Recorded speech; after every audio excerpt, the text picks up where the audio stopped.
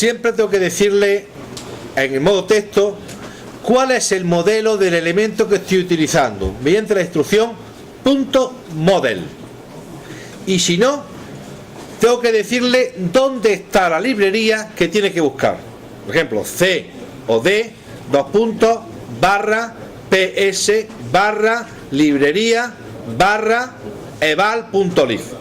Entonces él se va automáticamente a buscar esa librería. En caso de que no la encuentre ahí, te da error.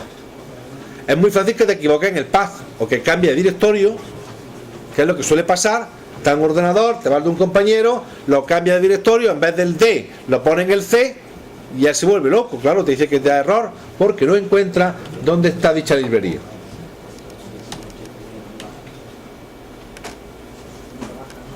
El editor de estímulos también nos permite generar un estímulo propio. Vamos a pasar porque no nos da tiempo. Formas de onda principales que podemos tener en el PSPI. La señal tipo senoidal, como veis ahí. Senoidal, defino la frecuencia, defino la amplitud. Fijaros lo que he dicho antes, cómo se define sin tensión V off o I off, que es la intensidad o la tensión de offset, V de amplitud, frecuencia de la señal, tiempo de retardo, tiempo de desfase y fase. Normalmente el tiempo de retardo y la fase son cero, si es senoidal. El tiempo de retardo es, pues si yo quiero una señal senoidal, que haga esto, por ejemplo. Si este es el cero, pues que haga esto, pues esto sería el tiempo de retardo. Normalmente el tiempo de retardo vale cero. Pero bueno, en algún caso no me interesa que valga cero. La componente continua, la amplitud. Ahí tenéis la forma de onda. Esta señal la puedo hacer exponencialmente creciente o decreciente la amplitud. Normalmente no eso es el DF, que es el factor de amortiguación, que normalmente pues va a desaparecer. Señal pulsante es la que hemos hecho antes.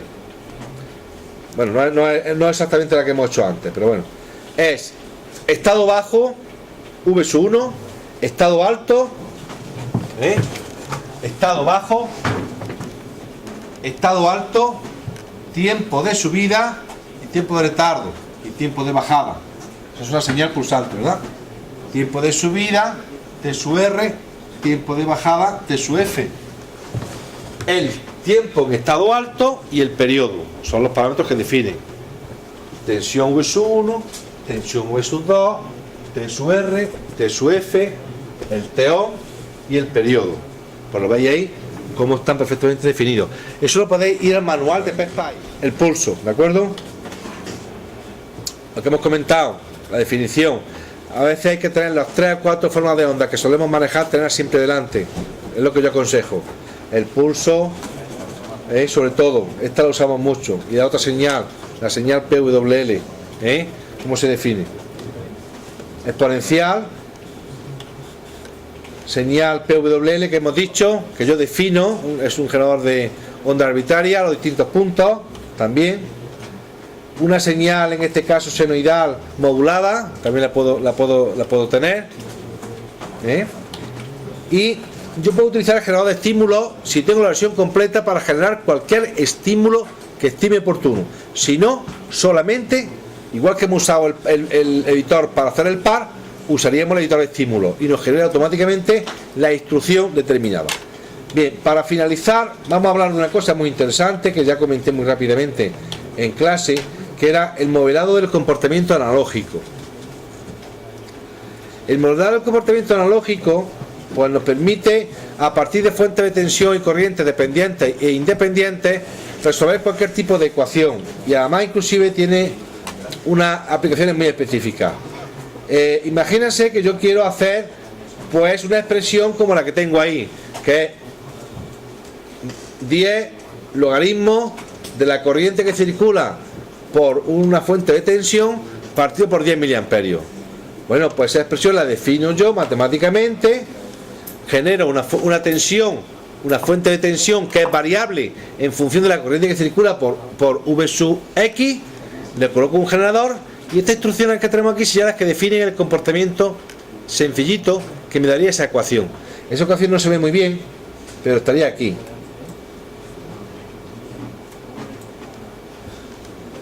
Ahí, ¿la veis ahí? en E7, ¿cómo está definida? E7 es proporcional, es una fuente de tensión dependiente de la fuente, de la corriente de la fuente de hueso X. Bueno, esto es simple, pero puede ser tan complejo como nosotros queramos. Inclusive nos permite calcular directamente la transformada de Laplace. El ejemplo que vais a ver, que vamos a hacer dos ejemplos, este y otro más, antes de irnos. Este es muy sencillito, que es este circuito. Lo puedo dibujar y calcular, o puedo calcular su función de transferencia, ¿vale? La función de transferencia en el dominio de S sería esta, y esta es la ecuación que define esta función de transferencia. Bueno, pues lo vamos a hacer así directamente. Coger el ejemplo Laplace. Fijaros que esta ecuación que tengo aquí, voy a hacer la tensión en E que sea dependiente de la tensión en la resistencia R1.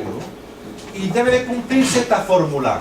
Laplace de V1 es 1 partido por 1 más 0,01S. R, L, R1 y V. Vamos a hacer este ejemplo. Cargar este circuito. Podéis cargar el punto CIR, podéis cargar el punto CIR. Cargar el punto CIR sería Laplace, me parece que le hemos dicho.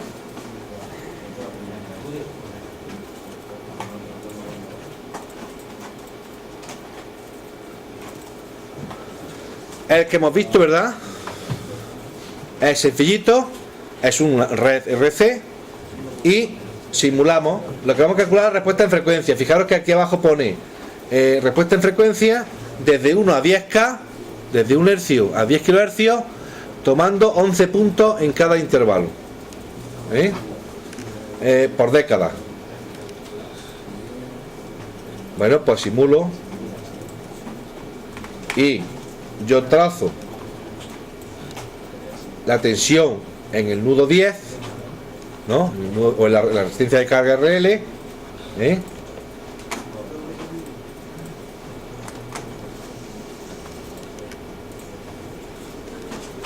abajo es directamente frecuencia, porque lo que estoy calculando es la respuesta en frecuencia.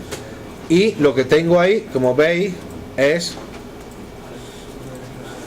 la respuesta en frecuencia de un filtro pasa baja. ¿Se ve claro o no?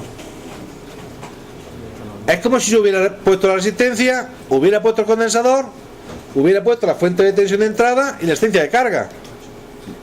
Pero lo he definido por la ecuación. Fijaros la potencia que tiene esto. Cualquier función de transferencia yo la puedo calcular de esta manera.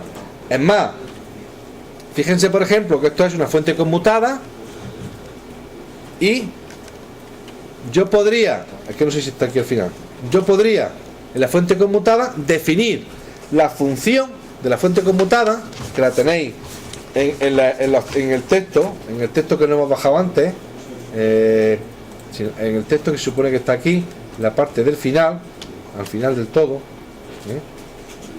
tenéis este ejemplo.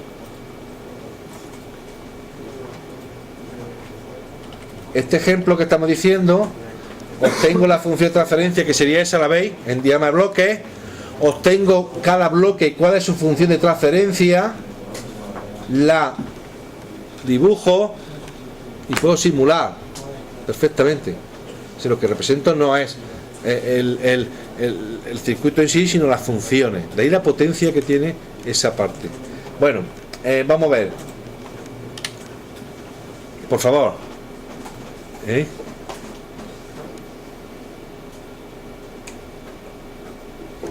Si hay muchos errores, no desesperéis, no desesperéis. Pasar al siguiente circuito, comentarlo con los compañeros.